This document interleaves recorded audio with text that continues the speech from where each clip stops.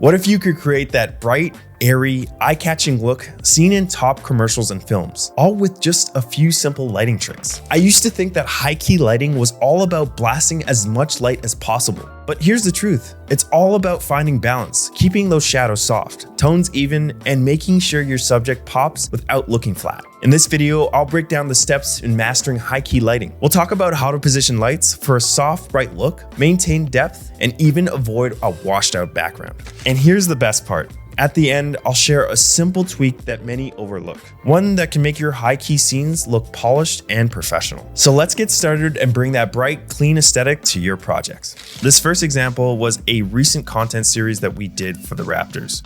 Now, this is a local Toronto sports team, and we were in charge of shooting 15-second vignettes, and they all had to be 1 to 2 shots, but this one we actually pulled off 1 shot with a steady cam. And you'll be surprised that this is only 1 light. So when I like to analyze my scenes, there was an entire pre-production process, and this was one of our most involved because we were dealing with high-end clients, and this was a job that we had a lot in the line, especially when it comes to our name and what we want to create, especially when it comes to making our clients happy. And when it came to this one, they wanted something that was supposed to feel bright and airy because we were dealing with this reveal where this mother is expecting and she's prepping the room and opening a bunch of gifts that she got. And then everybody knows that she's a Raptors fan, so we have to play up on that in this big reveal. So if we actually go to the tight shot where this whole thing starts, you can see that we have this reveal from this tight all the way to this wide in 1 shot, which you can see here. But when we go to breaking this down, and what we actually have to understand is when I'm trying to create something bright and airy or any really scene when it comes to anything, I always like to have some sort of motivation. And when we talk about bright and airy, I want to see a window where all this light is coming from. But when we had the conversation with client and everything, they wanted everything to be generic and they wanted to use this across a bunch of platforms. I didn't really understand why they wanted this, but they didn't want to see that window at all. But luckily on the location, we had access to that window, and that's where I'm lighting from. Obviously, I had everything in mind of when it came to the client and their needs specifically. But when I analyzed this room, and I automatically thought that I had a window here, and I knew that my talent would be here, I knew that all this light was going to be coming from this window to have that motivation. And that's exactly what we did. So my camera's first position is here at an OTS, and then it goes to a wide. And when we start with lighting any scene, especially when you have different scene coverage or you're doing this kind of wide to tight in this direction, always start with lighting your wide. And this will really help you, especially in the pre-production process when you're trying to plan out everything, because lighting for your wide is one of the hardest things that you can do because you're dealing with seeing so much. And then once you punch in for your tighter shots, you just have to adjust the levels of the lights or bring in some negative material, bounce some light, or bring in a small light, and you can hide a lot. So I had my Steadicam operator set up his tree in the corner, and then he shot this into the corner and just had that static shot while I could talk to the rest of my team.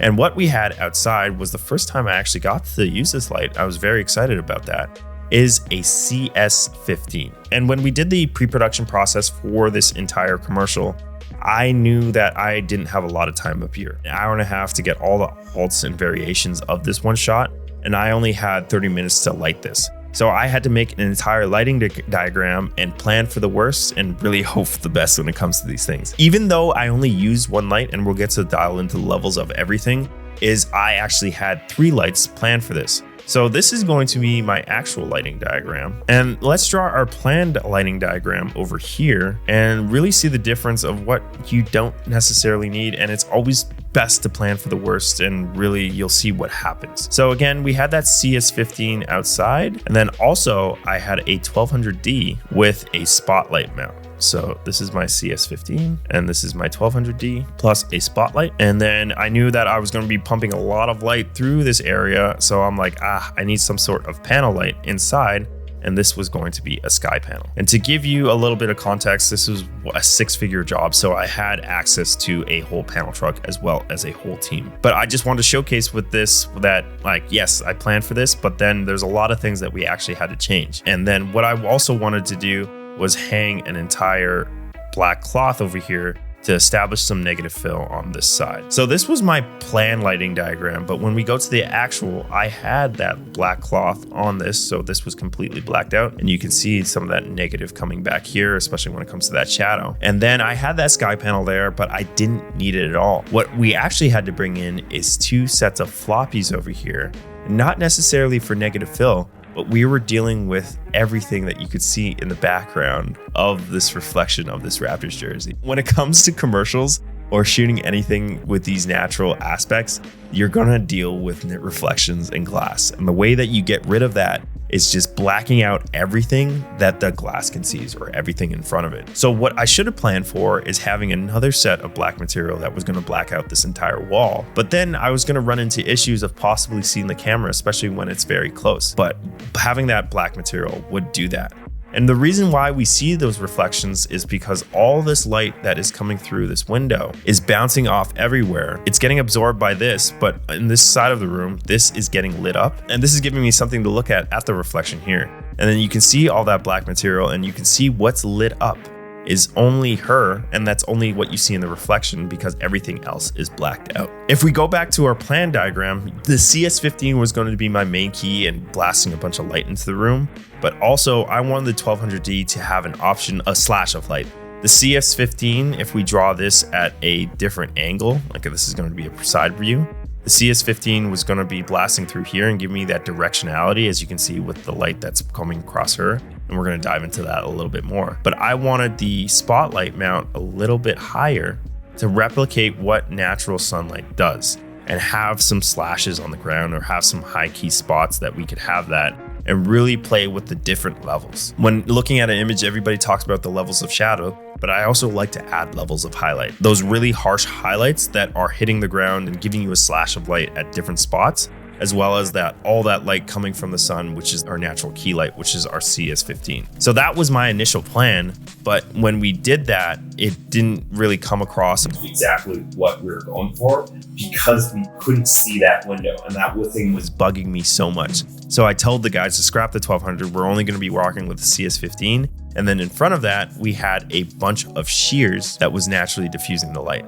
So I'm like, we can close those shears entirely to give us a little bit more softness because we don't see that window. So it wasn't really a big concern of mine. So that is lighting her entire back as well, and giving us a nice edge light across our whole subject.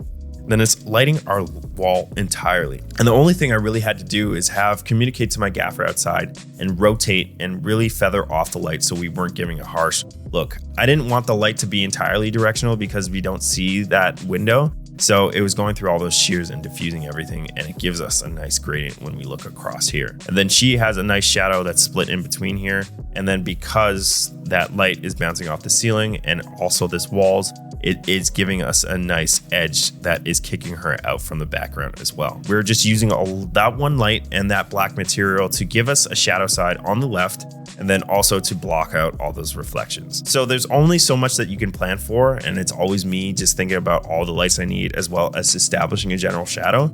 But I'm like, I didn't know that there was going to be a frame jersey in there, and luckily we had enough and then we could work quickly on our feet because I had access to a truck and a lot of people, so we could kill those reflections as soon as possible. And then if we go to the tight shot of this, you can see that we have this nice natural edge light that's coming off of here, and it's wrapping across our whole subject because we get that natural edge from the light, but we also have this bounced light from all those walls, and we get nice different highlights coming from that. I just wanted to showcase the type of what this actually looked like, and that you don't need a lot of lights, but in this case we needed a powerful light. But that CS15 was only sitting at 40%, so you could easily achieve this with a 600D. But this was at the second level of the house, so you'll need something like a Mabo combo to do this safely to get it up that high. Frameset is a collection of commercials, movies, and music videos, and it's an endless catalog of all the references that you could ever think of. So when we talk about high key lighting, we go back to the basics of what high key is. It's something that's very lit, is very bright, and has low contrast ratios. And besides their search bar, I love the filters that you can use in Frameset. And mainly we're going to be looking at here, contrast. Let's start with medium and go with brightness around, I would say like 75, and then go for lighting, something that is soft, that is usually associated with high key lighting. And already we have some perfect examples of what that is. And high key lighting is associated with a lot of commercials that you see on TV that's usually advertising a product. And this is a perfect example of that. And I can click on the project. I can even click on the Vimeo link I want. And this is a great example of high key lighting. Not a lot of contrast ratios. Everything seems lit, but has that naturalistic approach to it. If you're looking to upgrade your pre-production game, sign up for FrameSet and check out the link in the description below. When it comes to high key commercials, the thing that I like to do first is light for my space and not necessarily my face. This saying goes around all the time. It's lighting spaces and not faces. Let's talk about that first and how we establish to light this space. And that is usually associated with practicals in the background and, more importantly, ambient tone. And to give you some more context, this was a bigger project where we were working with a bigger client, Shopify, and I had access to a full G&E team as well as a package truck. So I kind of utilized that as much as I could. And we draw a top down of the space. This is exactly what we're looking at. And our table is here, a subject is coming across this way. Before I even started, I had to analyze the situation and how many shots we were doing and really prioritize on my setup time. If I can set this entire room up once and then move my fixtures to wherever we're shooting, that would be ideal. And the most important thing when we talk about lighting a space is how can I set my ambient tone and control it as easy as possible. And the way that we did that is in the space. And when I was looking at the location scout, it was a very industrial building. So on top, and you can imagine this going across the entire space, is what we had these truss structures because we were dealing with a metal roof. That's usually associated with that. And in my kit in general, I always have these magnets. And if you're interested, we have them linked in the description below. But these magnets allow me to connect my Titan tubes right up to the ceiling. And I had 6 overhead. And this was always going to be my ambient tone. Now, Titan tubes and really any tube lights are inherently soft because they're usually frosted. But we were working with something that was even more soft because of the distance that we were dealing with. This was probably, I'd say, maybe 10 feet above her. So the light was spilling across everywhere and giving me nice, even, consistent lighting. So that's what I did first and talked to my G&E team of let's establish that first and then light our subject to make this as easy as possible. The camera that we're using in this commercial was actually 3 red Komodos because we were dealing with so many shots and so many days. We had one specifically set up on tripod, the other set up on a Ronin 2, and the other on a POV rig that we used to get some of the actions using the phone. So I was shooting at 800 ISO, which is the native ISO of this camera. I never changed that. And a white balance of 5600 Kelvin. The lenses that we're using were the RE Master Primes. And this is a Super 35 lens. So we're shooting at a 25 millimeter, which kind of gives you like a 32 equivalent. If you go into the crop factor, you can see that this is a little bit more punched in, almost feels like a 35. And then I was using a Ronin 2 because I had to kind of track the movement of our actor here. So that is what I had to consider. And lighting for movement is one of the hardest things you can do because as she moves, there is another gentleman that's standing right here. And if I've already established that my key is going to be on this side, that he's going to be blocking that and then she's going to be in the shadows. So exactly how do I light for that? And I have to make this space feel as lifted as possible. So let's dive in to see exactly how I did that. So on the corner here, acting as my key light, I have an 8x8 frame, and this is an artificial silk. Now I get questions a lot, and I even had a point in my career where I was like, what diffusion material is going to be the best? And honestly, art silk is a great place to start, and I use it in all my commercials now. I got caught up in should I be using silent grid, full grid, especially something called magic cloth, because everybody's like, oh, magic cloth is associated with giving you the soft light. And it all comes down to the stops of light that it actually diffuses. And magic cloth eats up so much light. And I remember when I actually got this on my a truck and package truck, and that's all I had.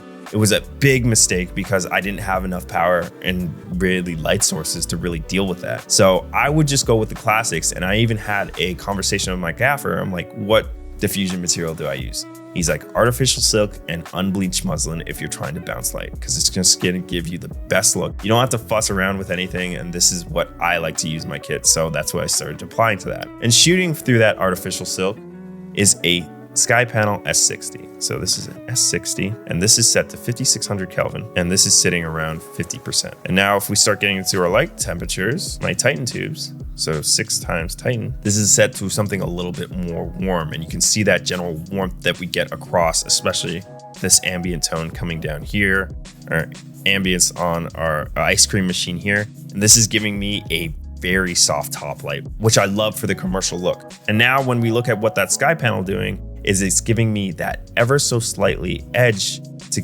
establish some sort of light side. When we look across her entire face, you can see that there's absolutely almost zero contrast, but this is associated with the commercial look. And it's giving me a little bit of pop, but not a lot when you look at any other examples. But this is because of the light that I actually had on this side, because of that whole problem of him blocking the key. It's adding a depth and it adds to the story, so we're going with that. And I have an F22C here, and this is set at 4000 Kelvin, and this is setting at 50%. And this is completely like acting as a top light and just adding a bunch of light onto this side.